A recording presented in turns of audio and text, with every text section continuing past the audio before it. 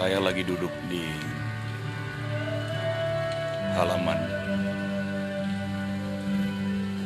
mendengar sayup-sayup pujian penyembahan hamba Tuhan yang membantu pelayanan di tempat ini. Haleluya. Dari dalam rumah Tuhan, sungguh indah.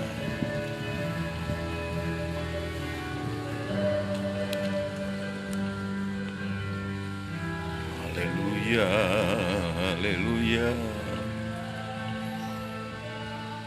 haleluya.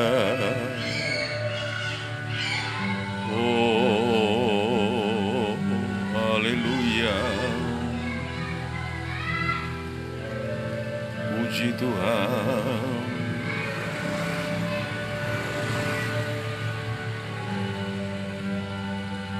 Glory, haleluya. Jesus.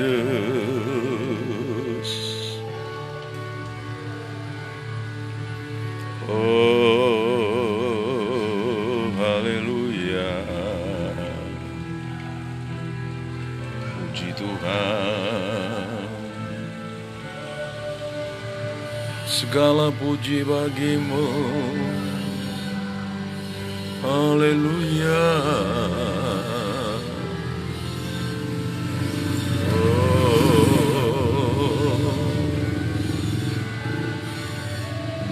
Haleluya, haleluya, haleluya.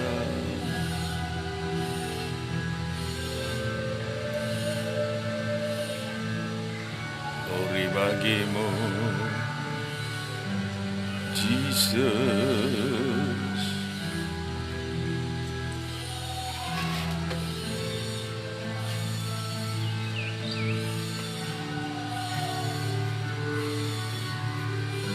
Haleluya, haleluya.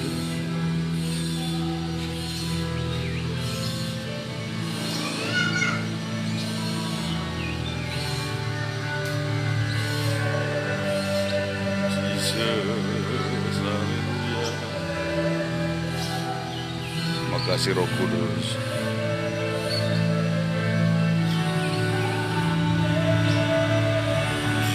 Jesus, haleluya.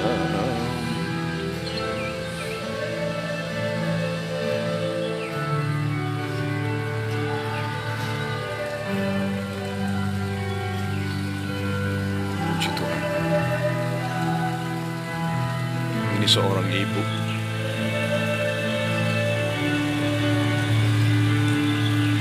yang lumpuh, tidak bisa berjalan. Dibawa ke dokter, tidak didapati penyakit dalam hasil lab general check up. Tuhan tolong, Tuhan sembuhkan.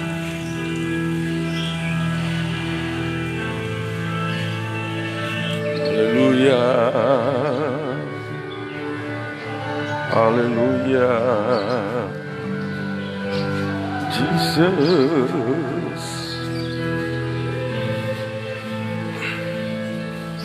Haleluya. Haleluya. Haleluya. Jesus. Terpujilah namamu, terpujilah kasihmu, terpujilah salibmu, Jesus. Terpujilah kasihmu, terpujilah salibmu. Haleluya, haleluya. Oh, haleluya.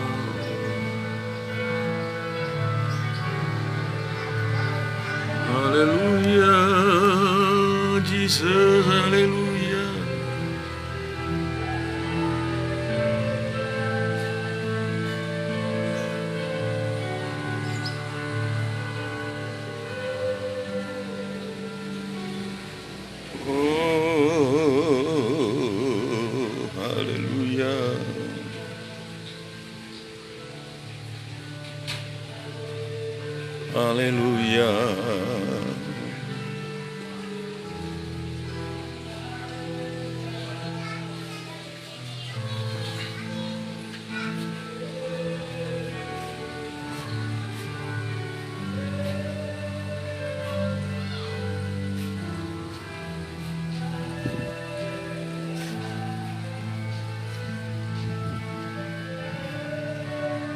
Jesus, haleluya.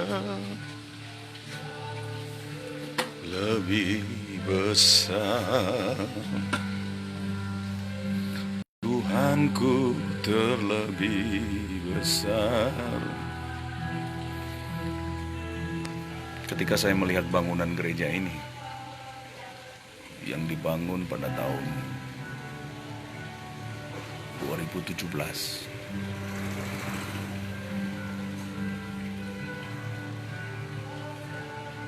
saya merasa bahwa saya tidak membangun apa-apa gereja ini,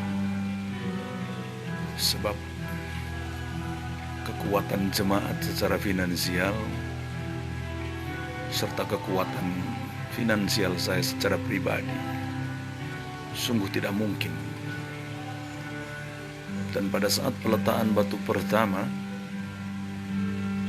saya selaku hamba Tuhan cuman bermodal uang 300.000 dan 5 kilogram beras.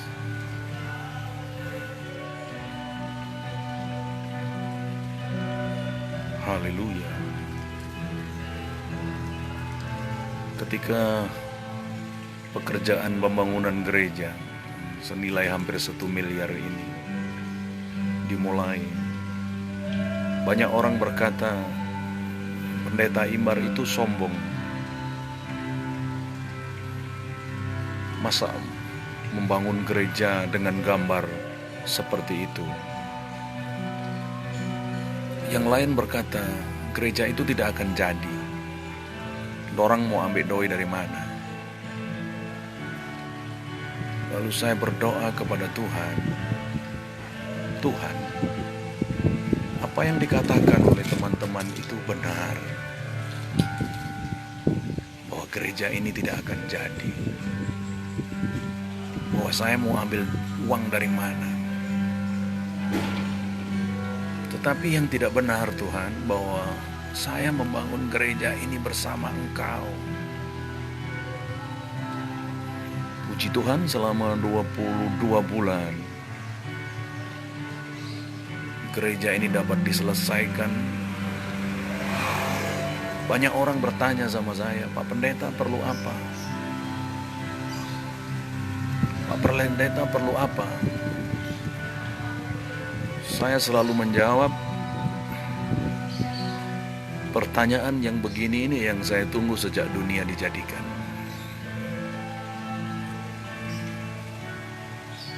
Ada seorang hamba Tuhan yang sedang menonton siaran langsung ini di daerah Gorontalo. Dia berkata kepada saya, pembangunan gereja ini dengan desain yang cukup mewah,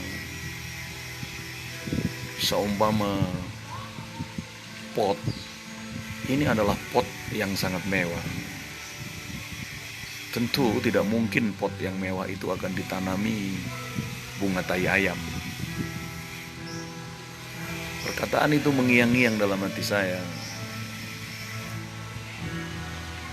Lambat laun Tuhan tambahkan jiwa, tambahkan jiwa, tambahkan jiwa. Tidak henti-henti kami menaikkan pujian dan penyembahan secara bergiliran dengan para pengerja, terkadang sampai jam 3 pagi, membangun persemayaman bagi Allah yang Maha Tinggi. Sedikit demi sedikit, masalah-masalah pribadi saya di masa lalu yang terkait dengan perusahaan yang saya dirikan, Tuhan tolong, Tuhan selesaikan. Banyak mukjizat terjadi. Kanker stadium 4, di mana orang itu seharusnya umurnya tinggal 2,5 bulan saja menurut prediksi dokter. Dia disembuhkan di tempat ini. Ketika Roh Kudus menyuruh saya menjamah perutnya,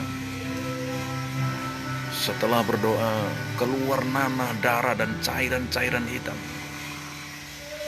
dan orang tersebut disembuhkan dengan mukjizat Tuhan. Berapa banyak yang orang kena tenung, diobat kemana-mana tidak sembuh. Barusan ini seseorang yang sudah pernah umroh. Dia memiliki ilmu kekebalan tubuh, anti tembak, anti bacok, punya ilmu macan putih. Pernah dilepaskan di mana-mana, yang melepaskan terpelanting ke sana kemari. Tetapi oleh kuat kuasa Roh Kudus, ilmu-ilmunya dilepaskan satu-satu. Dan yang tersulit itu adalah ilmu anti tembak. Pada hari Minggu kemarin dia datang ibadah, dia bilang, "Om, saya ingin tuntaskan semua ilmu." Dia beribadah. Ketika dia beribadah, mendengar pujian dan penyembahan, tubuhnya terasa panas katanya. Tubuhnya terasa panas. Ada seorang hamba Tuhan yang bisa melihat, yang kita sebut dengan nabi. Dia seorang pelihat di gereja ini. Dia melihat api Tuhan membakar tubuh orang ini. Dia panas, kepanasan seperti api neraka. Dia dalam hati, aduh bajuku meleleh, aku panas. Dia hampir lari keluar dari gedung gereja karena tidak tahan dengan panas. Menurut pelihat gereja ini berkata, "Om, api Tuhan membakar ilmunya yang terakhir." Dan ilmu kekebalan tubuh itu dibakar dengan api Tuhan. Salah seorang pengerja saya duduk 1 meter dari dia. Dia pun kepanasan, terimbas, terempartasi kuasa itu. Besoknya dia datang ke gereja.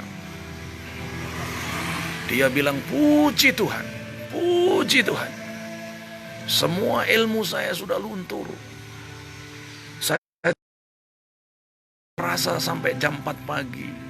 Selama ini kalau saya berdoa menyebut nama Yesus, ada tangan yang mencekik leher saya, sehingga saya tidak bisa berdoa. Tetapi malam tadi, saya bisa berdoa, tidak terasa saya menyembah sampai jam 4 pagi. Dia berkata kepada saya, "Om, saya akan melakukan penginjilan di komunitas saya. Sedikit lagi saya akan beli mobil. Kalau ada jiwa-jiwa nanti akan saya bawa masuk ke gereja." Puji Tuhan. Puji Tuhan. Tuhan terus tambahkan jiwa. Firman Tuhan berkata, tidak seorang pun datang kepadaku jika tidak ditarik oleh Bapa. Semua hanya pekerjaan Bapa. Kita ini hanya hamba adanya. Saya dan istri melayani Tuhan di tempat ini. Bantu doa, nama Tuhan dipuji dan dipermuliakan. Doa saya kepada semua pemirsa, Tuhan hadir di rumah-rumahmu, menjamah setiap pergumulanmu. Buat Ibu Rahel, Yuli Bray, mari datang beribadah. Disediakan berkat-berkat Tuhan di tempat ini. Dan setiap hari Jumat dan Sabtu saya membuka praktek. Bagi teman-teman yang terkena tenung, santet, mantra-mantra, boleh datang ke tempat ini. Kuasa Tuhan akan memberikan kelepasan.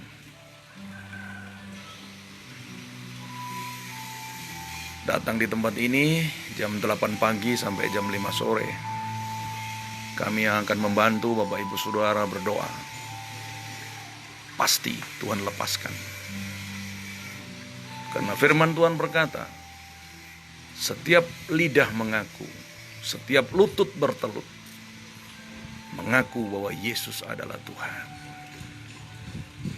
Mari saudara mendengarkan panggilan ilahi ini, datang kepada Tuhan. Hidup ini hanya sementara, kemuliaan manusia ini sementara adanya. Harta serta kekayaan, kedudukan, jabatan ini hanya sementara adanya. Kita akan kembali kepada Sang Pencipta. Mari kita kuduskan hidup, kita sucikan hidup, Kita datang kepada Allah yang Maha Tinggi, Yesus Kristus namanya. Dari Gereja Penanggal, Lumajang, Jawa Timur, Tuhan Yesus memberkati kita semua. Apabila ada tutur kata saya yang tidak berkenan, kiranya saudara memaafkan. Mari, Tuhan Yesus memberkati.